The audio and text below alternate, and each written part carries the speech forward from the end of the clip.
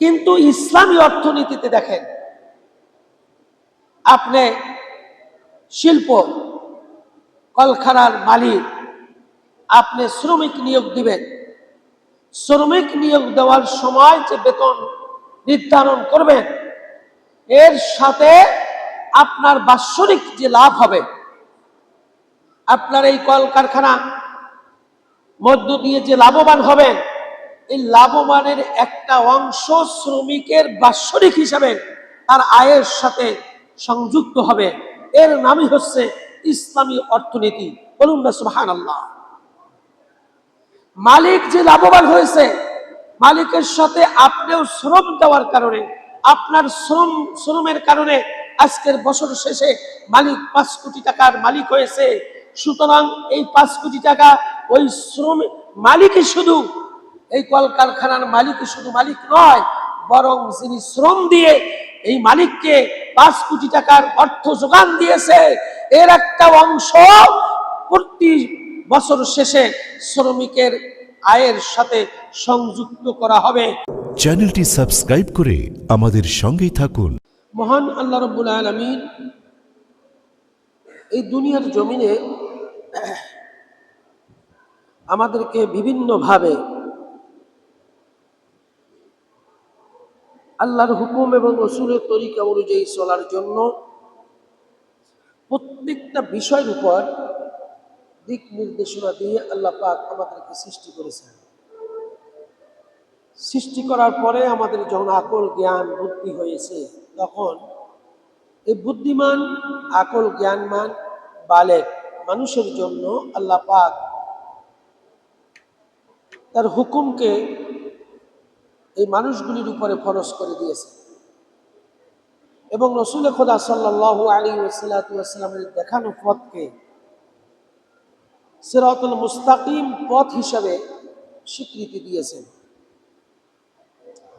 যে মানুষটি আল্লাহ পাকের হুকুম মান্য করে চলবে এবং রাসূল খোদা সাল্লাল্লাহু আলাইহি ওয়াসাল্লামের পথে দেখানো পথে যে মানুষগুলি পরিচালিত হবে, এই মানুষগুলি হবে আল্লাহ পাকের প্রকৃত বান্দা এবং রাসূল খোদা সাল্লাল্লাহু আলাইহি ওয়াসাল্লামের প্রকৃত উম্মত। আল্লাহর বান্দা এবং রাসূলের উম্মত হওয়ার জন্য যে দিক নির্দেশনা আল্লাহ পাক দিয়েছেন, রাসূল সাল্লাল্লাহু আলাইহি ওয়াসাল্লাম দিয়েছেন, এগুলোর মধ্য দিয়েই ইহকালীন জগতের জন্য মানুষের কল্যাণ, আর পরকালীন জিন্দিগি আখিরাতকে, হাসরের ময়দানকে, যেটাকে আমরা বলি আখিরাতের শেষ দিবসের জন্য মানুষের মুক্তির দিশারি হবে। শেষ বিচারের দিনে মানুষের মুক্তির আর কোনো পথ থাকবে না, যেটি আল্লাহর হুকুম রাসূলের তরিকা ছাড়া কোনো পথ, সেখানে মুক্তির জন্য কিছুই থাকবে না। দুনিয়াতে মানুষগুলি যখন আল্লাহর হুকুম রাসূলের তরিকার উপর জীবন যাপন পরিচালিত করবে, এই মানুষগুলির জন্য আখিরাতের ময়দানে আল্লাহ রাব্বুল আলামিন মুক্তির ব্যবস্থা করে দিবেন। আল্লাহর পক্ষ থেকে এই মানুষগুলিকে মুক্তি দেওয়া হবে। তাই আমি যে বিষয়টি আপনাদের সামনে পেশ করতে চাচ্ছি, সেটা হলো প্রত্যেকটা জিনিসের উপর মানুষের যে দিক নির্দেশনা আল্লাহর পক্ষ থেকে আছে, তার মধ্যে একটা দিক হলো অর্থনীতিতে ইসলাম। অর্থনীতিতে ইসলাম বনাম পুঁজিবাদে মানুষের অকল্যাণ। ইসলাম মানে শান্তি, তার মানে ইসলামী অর্থনীতির মধ্যে রয়েছে শান্তি, আর পুঁজিবাদী অর্থনীতিতে রয়েছে মানুষের জন্য অকল্যাণ। এই বিষয়গুলিকে কোরআন হাদিসের আলোকে আপনাদের সামনে পেশ করার চেষ্টা করব। আমা তাওফীকি ইল্লা বিল্লাহ। আওয়াজ দিয়ে বলি আমিন। আমরা প্রথমত দেখি যে ধন সম্পদ মানুষকে আল্লাহ পাক দিয়েছেন, এটি আহরণ এবং আয় ব্যয়ের উপযুক্ত সঠিক আয় ব্যয়ের উপযুক্ত সঠিক পন্থা অবলম্বন করা এবং এর বিনষ্ট হওয়ার কারণগুলি নির্দেশ করা মধ্য দিয়ে যদি এর ব্যালেন্স তৈরি করতে পারে, তাহলে সেইটা হবে ইসলামী অর্থনীতি। আপনাকে সম্পদ দিয়েছে, অর্থ দিয়েছে, টাকা পয়সা, স্বর্ণ, রৌপ্য আপনার গচ্ছিত করার মতো আপনাকে সেই আল্লাহ পাকের পক্ষ থেকে আপনার মজুদ করার মতো সম্পদ আপনাকে দিয়েছে। সেটা টাকা হোক, সেটা অর্থকরী হোক, সেটা স্বর্ণ হোক, সেটা রূপা হোক, মুদ্রার ক্ষেত্রে সেটি দাম, তার একটা মূল্যবান জিনিস যেটাকে বলা হয়। এই মূল্যবান জিনিসগুলিকে ইসলামী অর্থনীতিতে আপনি কিভাবে ব্যয় করবেন এবং এর কিভাবে হিস্সাটাকে অবলম্বন করবেন, সে বিষয়গুলি কুরআনুল কারীমের মধ্যে এবং হাদিসে স্পষ্ট করে আল্লাহ এবং আল্লাহ রসুল আমাদেরকে দিক নির্দেশনা দিয়েছেন। আপনাকে সম্পদ দিয়েছে, সেই সম্পদ কি যেনতেনভাবে যেখানে সেখানে আপনি ব্যয় করবেন না। আপনাকে সম্পদ দিয়েছে ইসলামী শরিয়া মোতাবেক, রাসূল খুদা সাল্লাল্লাহু আলাইহি ওয়াসাল্লামের দেখানো পথে আপনি এই সম্পদকে ব্যয় করবেন এবং এই খরচ করবেন এবং লাভবানের ক্ষেত্রে এই পথ দিয়েই আপনাকে লাভবান হবেন।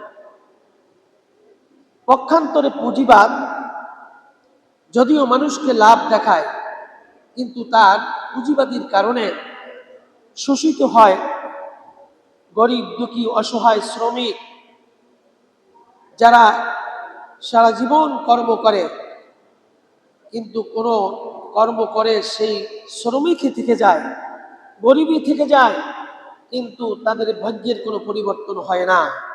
এটা হচ্ছে পুঁজিবাদী অর্থনীতির মধ্য দিয়ে যে সমাজ ব্যবস্থা, রাষ্ট্র ব্যবস্থা পরিচালিত হবে, সেই রাষ্ট্র ব্যবস্থার মধ্যে সমস্ত মানুষগুলি সারা জিন্দেগি যারা শ্রমিক, শ্রমিকই থেকে যাবে। যারা মনিব, সেই মনিবরা অট্টালিকার পাহাড় গড়বে, টাকা পয়সা আরো যা ছিল তার চেয়ে আরো বেশি হবে। এর নামই হচ্ছে পুঁজিবাদী অর্থনীতি, যেটি আমরা আমাদের দেশে নয় সারা বিশ্বে আমরা আজকের পুঁজিবাদী অর্থনীতিতে ধনী ধনী হচ্ছে, গরিব গরিব থাকছে। এটাই স্বাভাবিকভাবে আমরা দেখতে পাচ্ছি, ঠিক না বেটি? এই জন্য আল্লাহ রাব্বুল আলামিন ইসলামী অর্থনীতিতে আল্লাহ রাব্বুল আলামিন যেই সমস্ত দিক নির্দেশনা দিয়েছেন, সেই দিক নির্দেশনা অনুযায়ী আমরা যদি আমাদের জীবনকে পরিচালনা করি, তাহলে ধনী গরিবের মধ্যে একটা ব্যালেন্স থাকবে। মনিব শ্রমিকের মধ্যে ভারসাম্যতা রক্ষা হবে। শ্রমিক একদিন আবার ধনী হতে পারবে, আর ধনী সারা জিন্দেগি শুধু ধনী হবে না, বরং সে ব্যালেন্স রেখে তার জীবন কোরআন এবং হাদিসের আলোকে এই দুনিয়ার মধ্য দিয়ে কাটিয়ে দিতে পারবে। বর্তমান বিশ্বে যা আমরা দেখি অর্থ অবস্থায় প্রচলিত আছে, তাতে মানুষের প্রকৃত মুক্তি এবং সফলতা কামনা করা ক্রমেই সম্ভব নয়, বরং সেটি মুক্তির জন্য, মানুষের কল্যাণের জন্য অসম্ভব। তার কারণ হলো পুঁজিবাদী অর্থনীতি মানুষকে, সাধারণ মানুষকে ধ্বংস করে দেয় এবং অসাধারণ মানুষগুলিকে আরো বড় করে দেয়। যাদের অর্থ সম্পদ আছে তাদের আরো অর্থ সম্পদ করি আরো বেড়ে যায়, আর যাদের শ্রমিক অর্থ সম্পদ নেই তারা জিন্দিগির তরে শ্রমিক থেকে যায়, গরিব গরিব থেকে যায়, অসহায় অসহায় থেকে যায়। এই জন্য ইসলামী অর্থনীতির মাধ্যমে দিন যাপন করা, তরিকাকে মেনে নেওয়া এবং ব্যক্তি, পরিবার, সমাজ, রাষ্ট্রের মধ্যে কায়েম করা প্রত্যেকটা মুসলমানের জন্য ফরজিয়াতের হুকুম। ইসলামী অর্থনীতি কায়েম করা এটা আল্লাহর হুকুম। হুকুম কার? আওয়াজ দিয়ে বলেন কার? আল্লাহ পাকের হুকুম। ইসলামী অর্থনীতিতে দেশ পরিচালিত হোক, এটি আল্লাহ পাক চাচ্ছেন। পুঁজিবাদী অর্থনীতি এটি আল্লাহ পাক চাচ্ছেন না। তার কারণ হলো এটা হচ্ছে মানুষ করা, মানুষের মতবাদ দিয়ে অর্থনীতি তৈরি করা আল্লাহ পাক এটা চাচ্ছে না। তার কারণ হলো আপনাকে এমন একটা গাইডলাইন দিয়েছেন, এমন একটা কোরআনুল কারীম দিয়েছে, এমন একটা কিতাব দিয়েছে যেইটা কোনো মানুষের হাতে লেখা নয়, কোনো মানুষের জবানের কথা নয়, শুধুমাত্র খুদমাত্র ঐশী বাণী, প্রদত্ত কালাম, আসমানি কিতাব, আল্লাহর পক্ষ থেকে আল্লাহর কালামগুলি, কথাগুলি আপনাকে শোনানো হচ্ছে কোরআনুল কারীমের মধ্যে। ঠিক না ঠিক? তাহলে ও মুসলমান, তোমার কোনো চিন্তা নাই, চিন্তা করার কোনো কারণ তো আমি দেখি না, যেহেতু আল্লাহ পাকের কথাগুলি তোমার সামনে স্পষ্ট করে দিয়েছেন কোরআনুল কারীমের মধ্যে। মানুষের কথা কেন নিতে হবে? মানুষের মন গড়া মতবাদ কেন তোমাকে মানতে হবে? যে মতবাদটা আল্লাহ পাক তোমাকে সৃষ্টি করেছেন, ওই স্রষ্টাই যে মতবাদ দিয়েছেন, ওই মতবাদটা মানাই তোমার জন্য সেও। ঠিক নেবে ঠিক? যে মালিক তোমাকে সৃষ্টি করেছেন, তুমি কিভাবে চলবা, কিভাবে খাইবা, কিভাবে পড়বা, কিভাবে দিন যাপন করবা, সেটা ওই মালিক যদি দিক নির্দেশনা দিয়ে থাকে, তাহলে অন্য কারো কাছ থেকে, সৃষ্টির মধ্যে অন্য কারো কাছ থেকে ধার নেওয়ার কোনো সুযোগ নাই। আছে নাকি? আপনিও যে রকমের, আর একজন মানুষও সেই রকমের, আমিও যে রকমের, আপনিও সেরকমের। যেহেতু আমরা সৃষ্টি, আমরা কি সৃষ্টি, এই সৃষ্টির কাছ থেকে ধার নেওয়ার কোনো সুযোগ নাই। আমাকে যে, আপনাকে যে সৃষ্টি করেছেন, সে স্রষ্টার থেকেই আমাকে যা কিছু নিতে হয় সব স্রষ্টার থেকেই নিতে হবে। ঠিক নেবে ঠিক? এটা হলো ইমানি, যাদের ইমানি চেতনা আছে, যাদের আল্লাহর প্রতি বিশ্বাস আছে, রসুলকে যারা মহব্বত করে, তারা আল্লাহর থেকে সবকিছু খুঁজে নেয়, রসুলের দেখানো পথ থেকে তারা পথ অতিক্রম করে মানুষ গড়া মতবাদ দিয়ে জীবন যাপন করে না। আর মানুষ গড়া মতবাদ দিয়ে সৃষ্টির কাছে যখন নত হয়, ওইটা কোনো মানুষের মধ্যে থাকে না। উলাইকা কাল আনআম, এই সমস্ত মানুষগুলি হয়ে যায় চতুষ্পদ জানোয়ার, বালহুম আদাল। শুধু চতুষ্পদ জানোয়ার নয়, ওই মানুষগুলি হয় জানোয়ারের চাইতেও নিকৃষ্ট। বলে দিয়েছেন কে? এই জন্য ইসলামী অর্থনীতিতে আমাদের জীবনকে সংশোধনের মাধ্যমে কোরআনুল এবং কারীমের মধ্যে আল্লাহ পাক যে দিক নির্দেশনা দিয়েছেন, ওই দিক নির্দেশনা অনুযায়ী ইসলামী অর্থনীতি আমাদের মধ্যে কায়েম করতে হবে। ব্যক্তি, পরিবার, সমাজ, রাষ্ট্র থেকে সমস্ত ক্ষেত্রে ইসলামী অর্থনীতি যেভাবে আল্লাহ পাক চালু করার দিক নির্দেশনা দিয়েছে, তেমনি ভাবে আমাদের প্রত্যেকটা মানুষকে কোরআন, ইসলাম মানে কোরআন, কোরআনের পরোক্ষ। কোরআন হচ্ছে আল্লাহর রসুলের বাণী, যেটা বলা হয়েছে খুলুকুল কোরআন। কোরআনের সাদৃশ্য আর একটা কিতাব আছে, সেই কিতাবটা আমার রসুলের কওলে যা কিছু বলা হয়েছে হাদিস হিসাবে আছে কি নাই। তাহলে কোরআন এবং হাদিস এই দুইটা কিতাবের মাধ্যমে আমাদের যা কিছু প্রয়োজন, এই দুইটা কিতাব থেকে ধার নিতে হবে। এর থেকে আমাদেরকে আরোহণ করতে হবে। সংগ্রহ কিছু করতে যদি হয়, কোরআন এবং হাদিসের মধ্য দিয়ে যা আছে সেগুলোই আমাদের জীবনে সংগ্রহ হিসাবে আমাদেরকে আরোহণ করতে হবে। বলে দিয়েছেন কে? পুঁজিবাদী অর্থনীতির ভিত্তি হচ্ছে মালিকানায় সকল অধিকার বিদ্যমান থাকে, যার কারণে শ্রমিক আজীবন শ্রম দিয়ে চলে যায়। শ্রমিকই থেকে যায় আজীবন। 60 বছর, 40 বছর, 50 বছর একজন শ্রমিক সারা জিন্দেগি মালিকের শ্রম দিয়ে যাচ্ছে, কিন্তু যেই সময় চলে যায় তিনি শ্রমিক হিসাবেই চলে যায়, তার কোনো পরিবর্তন হয় না। এটা হচ্ছে পুঁজিবাদী অর্থনীতি। এটা কি? পুঁজিবাদী অর্থনীতি। আর ইসলামী অর্থনীতি বলা হয় মালিক এবং শ্রমিক উভয় অংশীদারিত্বে তারা লাভবান হতে পারবে। একজন শ্রমিক, আপনি কল কারখানা দিয়েছেন, আপনি শ্রমিক নিয়োগ করেছেন। পুঁজিবাদী অর্থনীতিতে এটা হচ্ছে আপনাকে নির্দিষ্ট একটা অর্থের মাধ্যমে প্রতি মাসে আপনি এখানে শ্রম দিয়ে যাবেন।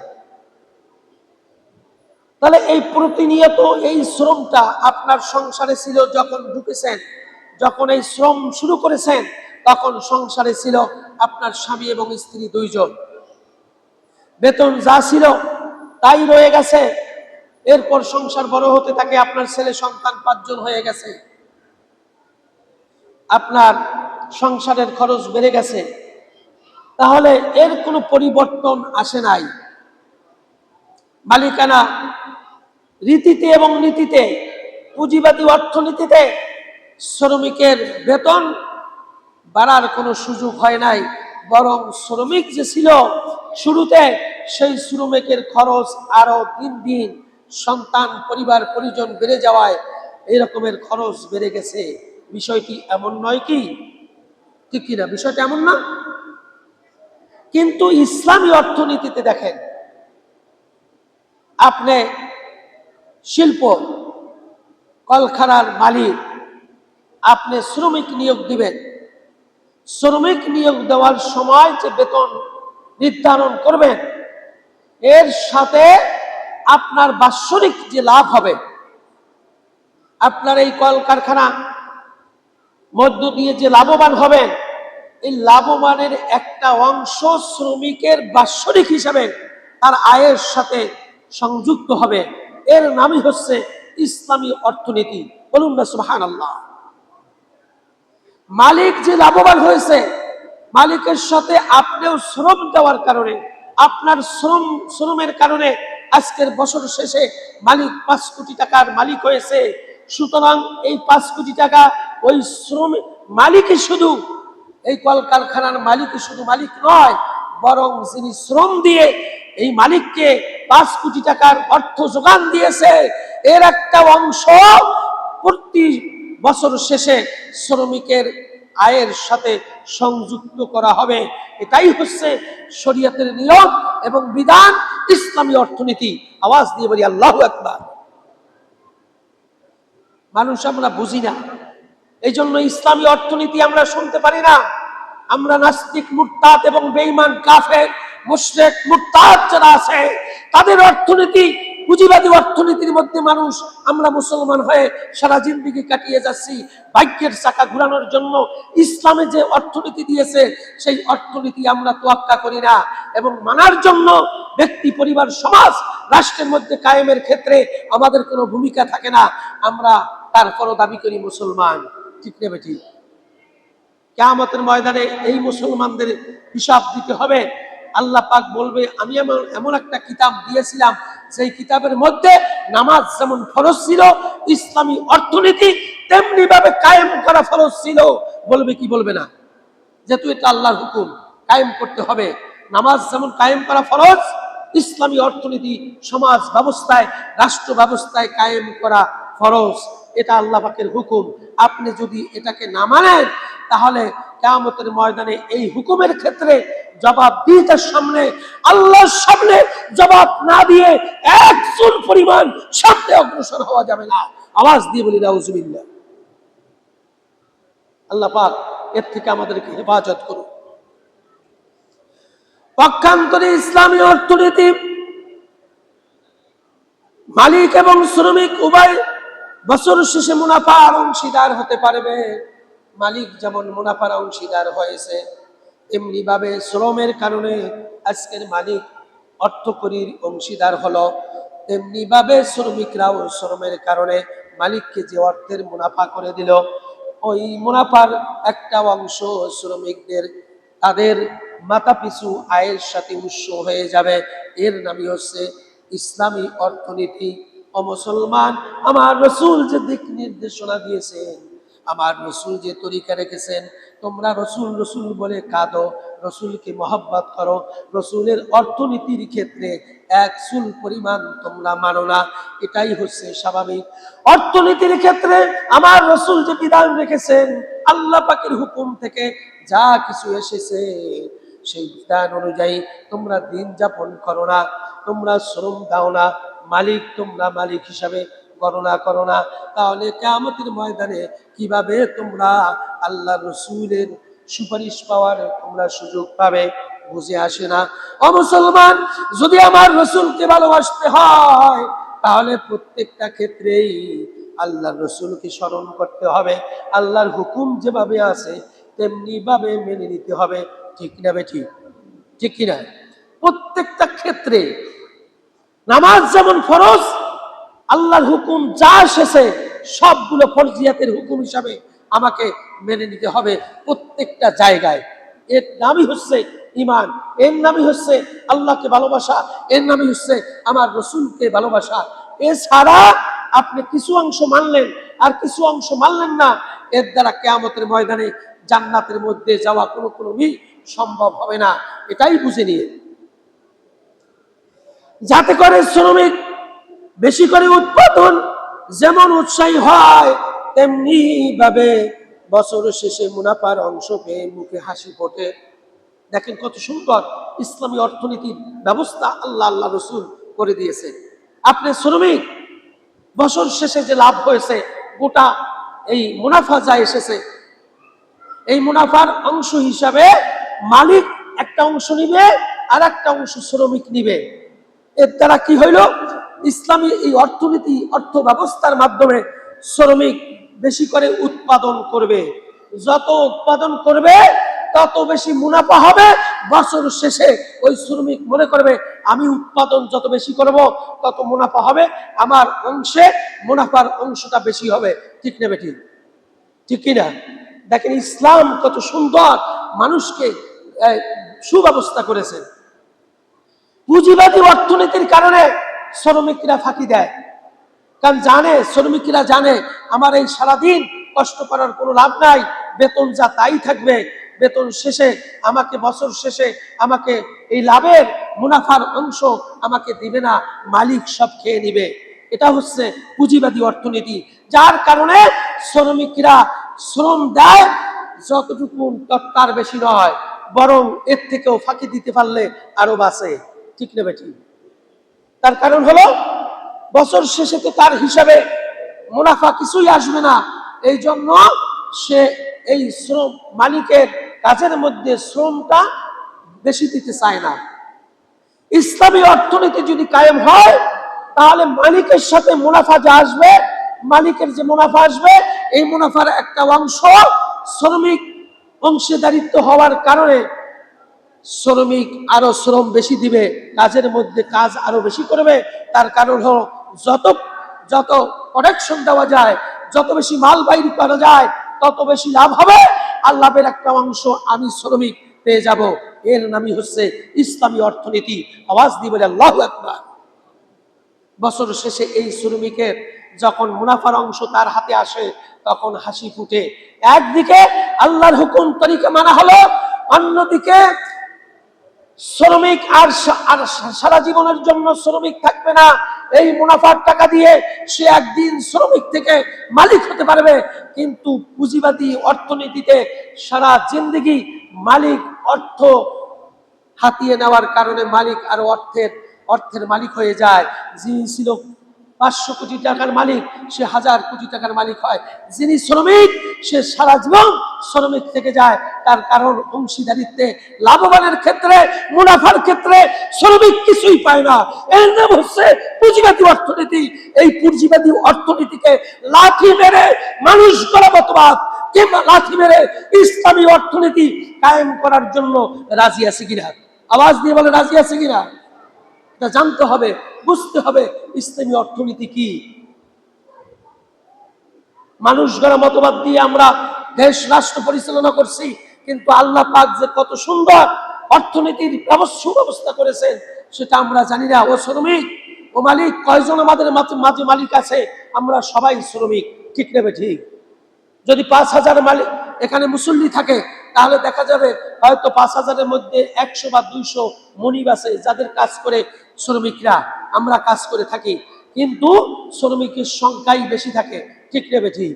তাহলে শ্রমিকের সংখ্যা যেহেতু আমরা বেশি, আমাদের অর্থনীতিতে ইসলামী অর্থনীতি মানার কারণে আমরা সারা জীবন শ্রমিক থাকবো না, একদিন মালিক হতে পারবো। এই সুব্যবস্থা কোরআন এবং হাদিসে যেহেতু রয়েছে, শ্রমিকদেরকে আওয়াজ তুলতে হবে। পুঁজিবাদী অর্থনীতিকে লাঠি মেরে ইসলামী অর্থনীতি সমাজ এবং রাষ্ট্রে কায়েম করতে চাই। আওয়াজ দিয়ে বলেন আল্লাহু আকবার। ঠিক কিনা? ঠিক কিনা? এটা কোরআন দিয়ে বুঝাবে না, হাদিস দিয়ে বুঝাবে না, মন গড়া মানুষের মতবাদ দিয়ে বুঝাবে। আপনি বুঝতে পারেন ঠিকই, কিন্তু কিয়ামতের ময়দানে আল্লাহ পাক যখন জিজ্ঞাসা করবেন, তোমার সামনে একটা কোরআন ছিল, হাদিস ছিল, ইসলামী অর্থনীতি কিভাবে করবে সেটা তোমাকে বুঝিয়ে দেওয়া হয়েছিল।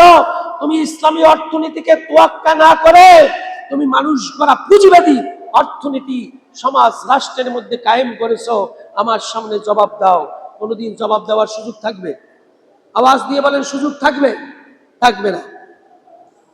এই জন্য ইসলামী অর্থনীতি জনগণের অর্থ উপার্জনের জন্য আবার সুযোগ দেওয়ার যে সুযোগ আছে, দেশীয় পণ্য বৈদেশিক ভাবে দেশের চাহিদা মেটাতে, বৈদেশিক মুদ্রা আরোহণ করতে যেরকমের সুযোগ সুবিধা এই শ্রমিকরা পাবে, এমন সুযোগ সুবিধা যতই শ্রমিকরা বর্তমান পুঁজিবাদী অর্থনীতির মধ্যে আপনি যতই শ্রম দেন, যতই আপনি সময় দেন, মালিকের জন্য ভালোবাসার ক্ষেত্রে শ্রম বেশি দিয়ে থাকে, বছরের শেষে আপনার বেতন যা তাই থাকবে, আপনার মুনাফার ক্ষেত্রে অংশীদার হওয়ার কোনো সুযোগ নাই। ঠিক কিনা? কোনো সুযোগ নাই। যিনি মুনিব, যিনি শিল্পপতি, সে বছর শেষে আরো শিল্পপতি হয়ে যাচ্ছে, আরো টাকার মালিক হয়ে যাচ্ছে ইসলামী অর্থনীতি না থাকার কারণে। ঠিক না বেঠিক? যেহেতু মুনাফা যা পেয়েছে, মুনাফা এককভাবে আপনার শিল্পপতি সে আরোহণ করেছে, শ্রমিকদের জন্য এই মুনাফার ক্ষেত্রে কোনো অংশীদারিত্ব করা হয় নাই। এর নামই হচ্ছে পুঁজিবাদী অর্থনীতি। এই পুঁজিবাদী অর্থনীতিকে রাষ্ট্রীয়ভাবে লাথি মেরে যার যার দেশ থেকে এটাকে সংযোজন করা হয়েছে সেই দেশে তাড়িয়ে দেওয়াই হবে মুসলমানের দায়িত্ব এবং কর্তব্য। ঠিক কিনা? পুঁজিবাদী মতবাদের কারণে পুঁজিবাদী মালিকরা ধন সম্পদ আরোহণ করে, মজুদ করে, সুযোগ বুঝে কোটি কোটি টাকা তারা হাতিয়ে নেয় এবং মালিকরাই ধন সম্পদের পাহাড় করে, আর শ্রমিকরা সারা জিন্দেগি শ্রম দিয়ে যায়। এই দেখবেন শিল্পপতি যারা অর্থের কারণে সময় সুযোগ বুঝে, পেঁয়াজের সময় পেঁয়াজ, রসুনের সময় রসুন, ধানের সময় ধান, সুযোগ বুঝে তারা মজুদ করে তারা রেখে দেয়। আবার যখন এর ভাটা পড়ে, রাষ্ট্রের মধ্যে এর চাহিদা বাড়ে, তখন বেশি মুনাফায় এগুলিকে বিক্রি করে। এর নামই হচ্ছে পুঁজিবাদী অর্থনীতি। এর নাম কি? পুঁজিবাদী অর্থনীতি। আপনি মালিক, আপনি মুনিব, আপনি শিল্পপতি, আপনার অর্থকরী থাকার কারণে পেঁয়াজের সময় পেঁয়াজ কিনে মজুদ করলেন, রসুনের সময় রসুন কিনে মজুদ করলেন, ধানের সময় ধান কিনে মজুদ করলেন, নারকেল সুপারির সময় এগুলো কিনে মজুদ করলেন। মজুদ করার পরে সুযোগ বুঝে যে দামে কিনছেন তার 3 গুণ বেশি দামে আপনি চাহিদা পূরণের ক্ষেত্রে আপনি সেগুলা ছেড়ে দেন, কিন্তু শ্রমিকরা কিছুই পায় না। ঠিক না বেঠিক? শ্রমিকরা যেই শ্রমিক সেই শ্রম দিয়ে যাচ্ছে, তারা সেই শ্রমের মধ্যেই রয়ে গেছে।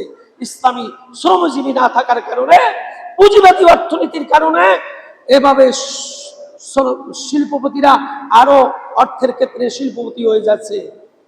কোরআন হাদিসে বলা হচ্ছে 40 দিন পর্যন্ত মজুদ রাখার পরে কেউ যদি এটা দাম বাড়ানোর জন্য স্বাভাবিক ক্ষেত্রকে অস্বাভাবিক করার ক্ষেত্রে মজুদকে আরো মজুদ করা হয়, গোপন করা হয় মজুদ মালকে, তাহলে কিয়ামতের ময়দানে আমার রাসূলের সুপারিশ পাবে না। আওয়াজ দিবেন নাউজুবিল্লাহ। আমার রাসূলের সুপারিশ পাবে না। অর্থনীতিতে আপনি একটা দ্রব্য মজুদ করেছেন, রমজান আসার কারণে এই আপনি মজুদ করেছেন, আর নিজে নিজে ভাবতেছেন রোজা আসলে পরে ডবল দামে আমি রোজাদারদেরকে আমার মজুদ মাল আমি তাদেরকে খাওয়াবো, ছেড়ে দিব। এই রকমের নিয়ত যদি থাকে, নিয়ত করে যদি 40 দিন কোনো সম্পদ, কোনো মালামাল কেউ যদি এভাবে আরোহণ করে, মজুদ করে, কিয়ামতের ময়দানে আমার রাসূল বলেছেন এই ব্যক্তি আমার সুপারিশ যোগ্য হবে না, সুপারিশ পাবে না। আওয়াজ দিয়ে বলি নাউজুবিল্লাহ। কত বড় কথা! আমরা দেখেছি মক্কা মদিনায় রমজানের কথা বলার কারণে যে টাকার ছাড় দিয়েছে, আশ্চর্য হয়ে যাবে। রমজানের ওসিলা করছে, এটা দ্রব্য কিনতে গিয়ে রমজানের ওসিলা করছে। রমজানের ওসিলা করার সাথে সাথে সে অর্ধেক দামে দিয়ে দিছে, বলুন না সুবহানাল্লাহ। আর বাংলাদেশের মুসলমান রমজান আসলে পরে তখন আপনার যে মজুদ করা মালামাল আছে, এই মালামাল যদি সোনার কেজি থাকে 60 টাকা, রমজান আসার কারণে নামদারি মুসলমান, পুঁজিবাদী অর্থনীতি বিশ্বাসী যেই সমস্ত মুসলমানরা আছে, সেই সমস্ত মুসলমানরা আপনার রমজান আসলে পরে সোনার কেজি 120 টাকা থেকে 150 টাকা করে দেয়। আওয়াজ দিয়ে বলি নাউজুবিল্লাহ। ঠিক বললাম না বেঠিক বললাম? ঠিক বললাম না বেঠিক বললাম? মুসলমান, পুঁজিবাদী অর্থনীতিকে লাথি মারতে হবে, ইসলামী অর্থনীতি চালু করতে হবে। রাষ্ট্রের মধ্যে কায়েমের ক্ষেত্রে শ্রমিকদেরকেই আগে অগ্রসর হতে হবে, তাহলেই আপনার অধিকার বুঝে পাবেন, মুনাফা আপনি বছর শেষে বুঝে পাবেন। এছাড়া ভাগ্যের চাকা শ্রমিকদের ঘুরানোর কোনো সুযোগ নাই, পুঁজিবাদী অর্থনীতিতে কোনো সুযোগ নাই। সারা জিন্দেগি শ্রম দিয়ে যাবেন, মালিক আরো সম্পদের মালিক হবে। আপনি শ্রম দিয়ে এই শ্রমিক আরো রসাতলে যাবেন। যেহেতু সংসার আপনার বাড়তে থাকে, আপনিও রসাতলে যান, বেতন যা আছে তাই থাকে, যার কারণে আপনার জীবন, আপনার পরিবার পরিজন নিয়ে রসাতলে যেতে হয়। ঠিক নেবে ঠিক? এই জন্য আসুন, এ বিষয়ে আরেকটা জুম্মা আমি খুতবা দিব। ইসলামী অর্থনীতিতে কোরআন এবং হাদিসের আলোকে যে দলিলগুলো আছে, আজকে সেই দলিলগুলো পেশ করতে পারলাম না, সেইগুলো আগামী জুমাতে আল্লাহ যদি বাঁচিয়ে রাখে, ইসলামী অর্থনীতি বনাম পুঁজিবাদী অর্থনীতি, এর তারতম্য ভারসাম্যতা কি আমাকে বুঝতে হবে, সমস্ত মানুষকে বুঝতে হবে, এবং সেই বুঝেই আমাদেরকে অগ্রসর হতে হবে। আমাদের বুঝটা যদি ইসলামী অর্থনীতির উপর হয়, তাহলে এসালামের মতো এরকমের লক্ষ কোটি টাকা আমার আপনার যে মাথার উপর বড়ই লবণ রেখে বড়ই খাওয়ার মতো লক্ষ কোটি টাকা নিয়ে পাচার করে বিদেশে পাড়ি জমাতো না। ঠিক নেবে ঠিক? যদি ইসলামী অর্থনীতি কায়েম থাকতো, পুঁজিবাদী অর্থনীতির মধ্য দিয়ে সুযোগ করে এক শ্রেণীর রাষ্ট্রপ্রধান সহ প্রশাসক জড়িত থেকে বাংলাদেশকে ধ্বংসের প্রান্তে দাঁড় করানোর জন্য, ধ্বংস করে দেওয়ার জন্য এ সমস্ত ইসলামের মতো এবং নাস্তিক মুরতাদদের দোসর হয়ে বাংলাদেশকে ধ্বংস করে দেওয়ার জন্য আমার দেশের অর্থকরীকে পাচার করে নিয়ে বিদেশে জমিয়েছে। এদেরকে থেকে সতর্ক থাকতেই হবে, এদের বিরুদ্ধে কথা বলতেই হবে, এদেরকে প্রতিহত করতেই হবে। এদের পক্ষে যারা থাকবে তাদেরকে জমিন থেকে তাড়িয়ে দিতেই হবে। ঠিক কিনা? এদের পিছনে থাকবেন, কিয়ামতে ধরা খাবেন। শত শত কোটি টাকা হাতিয়ে নিল, আর তার পক্ষ অবলম্বন করবেন।